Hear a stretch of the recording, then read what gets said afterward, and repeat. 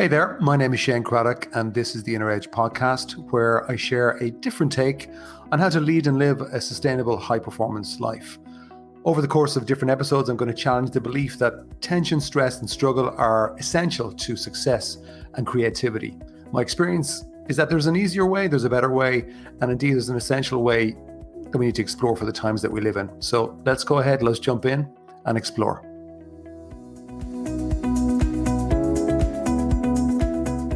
Hi there. As I record this, it is the day after a very special event that I held for clients and people who actually listen to this podcast. So it was a really, really special event, unexpectedly special, because it was great to meet people in person and also just to connect with people again. It's just nothing like, where you a physical meetup with people if it's done in the right context. And this just kind of worked.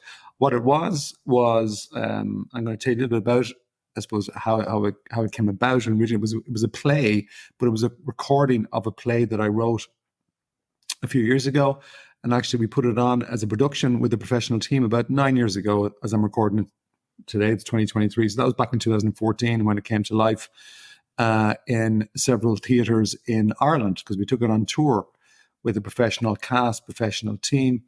Really great project. It's called The Waiting Room. So a couple of people had convinced me, they hadn't seen the play, and they convinced me to screen it. So what I did was I hired a cinema screen in the fantastic Lighthouse Cinema, which is an independent cinema in the middle of Dublin.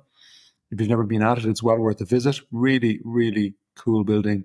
Great people there. And we watched the show, and then afterwards we had a couple of drinks and a catch up, and it was really fantastic.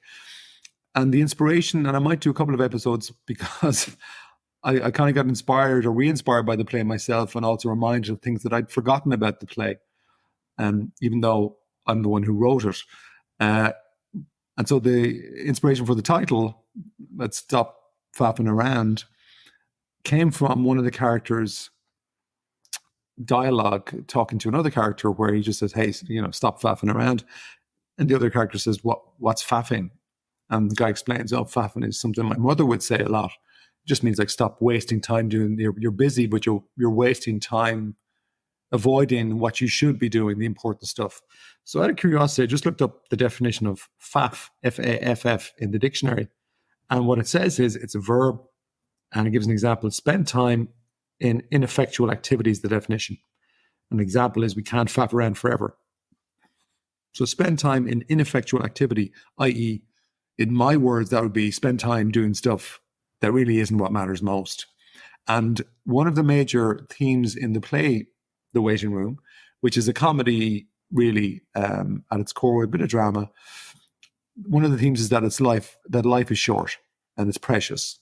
And it's up to us, you and me, for us to make it count.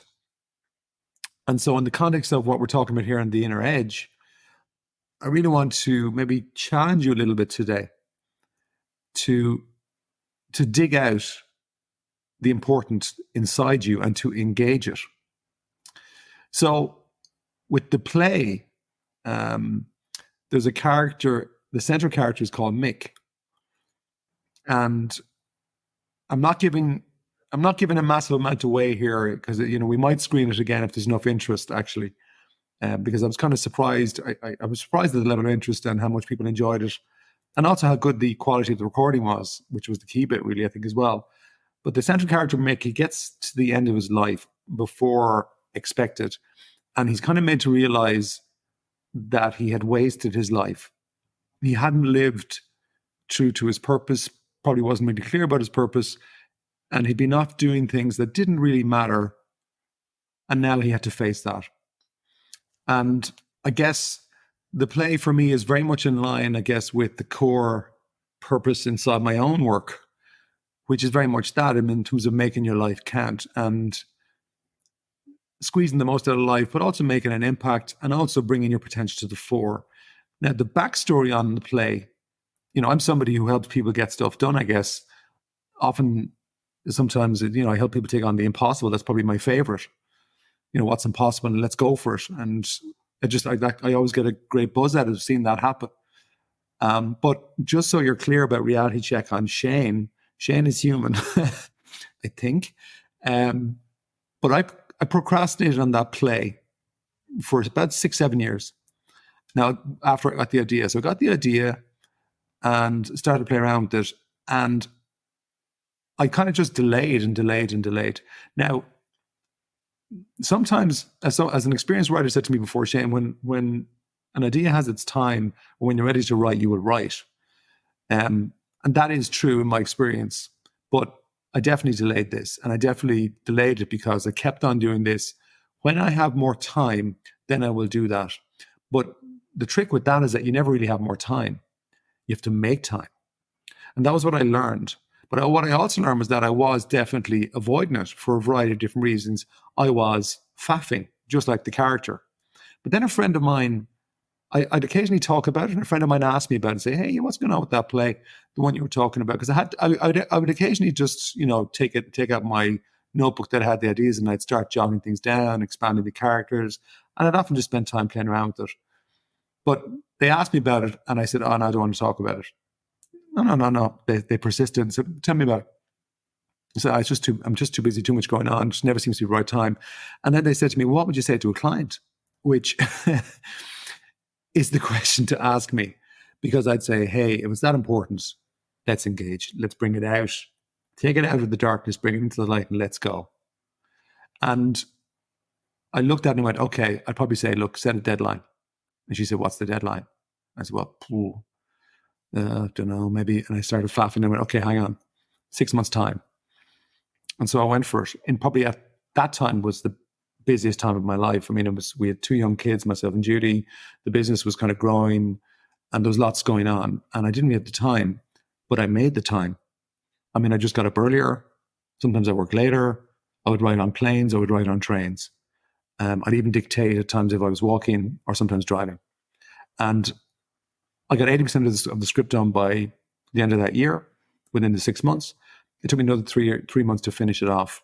And then from there it was about, okay, how do we get it made? And that's a whole different story, which I might talk about in a different podcast, because that was the journey and a great story in itself. But we got it made. And we got it made with a professional team of actors, a professional director, lighting, stagecraft, all that kind of stuff. So it did well for what it was, and we achieved all of our goals. But there was a lot of fear before bringing that to life, and even during, because at the core of it, I was afraid of what people would think about me. Because I ended up actually, probably reluctantly initially, telling my clients about it, and being surprised at how supportive they were. And it made me realize something about myself, my own inner world, my own inner game, was that I was really afraid of what people would think, and that was causing inner interference. And I had to learn how to get around that part of me. That was incredibly valuable, because it became valuable for other areas of my life, and particularly my work, that this was an unconscious blind spot. And the project itself, bringing that out into my life, is one of the greatest gifts that I gave myself. And so much of my own expression and what I would call my own inner music came out of me in that project. And it wasn't easy. There was many challenges. And as I say, it's a story in itself. And I was reminded of it last night as we sat in the darkness in that cinema in Dublin City, in the Lighthouse, just looking at the screen. And they all just came back to me. Some of the memories, the challenges, the fun. And I'm reminded of a quote by Henry David Thoreau. As you know, I collect quotes for a hobby, and I put them in my book, Inspire Me. But this quote in particular is very profound. The mass of men live lives of quiet desperation. And I think that is true. And if you're listening to this, I wonder, can you relate? I'm guessing you probably can. Maybe you're somebody who is in quiet desperation, or maybe you're somebody who's come out of it. Because now is the time, I think, if you're listening to this, to even consider finding more of that music inside. And speaking of the word music, Wayne Dyer, there's a quote attributed to him. I don't know if he originated it, but I'll give it to him for the moment. Was, don't die with the music inside you, with the music still in you. Don't die with the music still in you. That's a very powerful line. And too many people do die with the music still inside them. I mean, how tragic is that? And I guess that was what I was trying to get across through a story in the play, because I guess from my own past, if you're a regular listener to this podcast, you know I had a very severe bout of depression, which nearly took me out in my mid-20s. But when I came out of that, I wasn't the same person. I came out of it with a very strong determination to take my music inside out. And that's been tough, but it's been fantastic. And I'm still looking to bring more music out, because I think it's a game you never stop playing. I'm always finding more music and saying, okay, well, is this something we're gonna do? And I know in my own work that a lot of people don't do that. Maybe that's why I end up seeing them or working with them in workshops or whatever. And after the screening last night, one of the people who was there told me a story about a relation of theirs who was seen as successful by many people in their field. And they woke up one day, I think he said that they were about 62, 63, and kind of turned around to the wife and said, I've wasted my life. And that to me was probably the most tragic thing that could happen in a life. And I know it's more common than not, but I would encourage you today to perhaps have a little think about yourself, even if you're thinking, no, I'm fine, I've got my music, it's all out there, good. But maybe there's more. Or like, what music is still inside you? It could be a book, could be a play, could be a poem. It could be nothing to do with writing. It might be taking a class in something. Secretly, you have this inner desire or instinct or intuition. I should take this class, or I should go in that direction, or I should explore something. Maybe it's starting a business. Maybe it's ending a business. Maybe it could be leaving a job or leaving a business. Or it could be leaving a relationship. Or maybe it's about making a step in starting a relationship.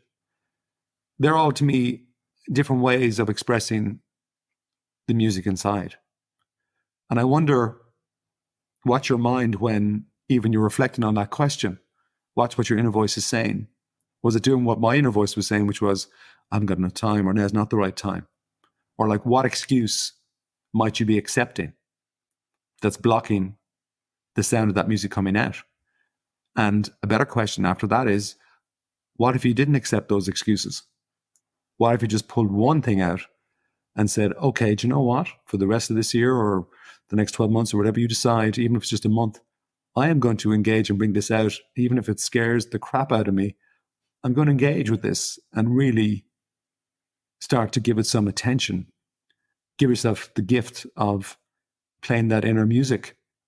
Bottom line, what I'm saying today is that your life is way too important to allow what matters least get in the way of what matters most.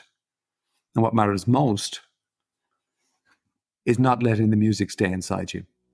That's it for this week. Ciao for now.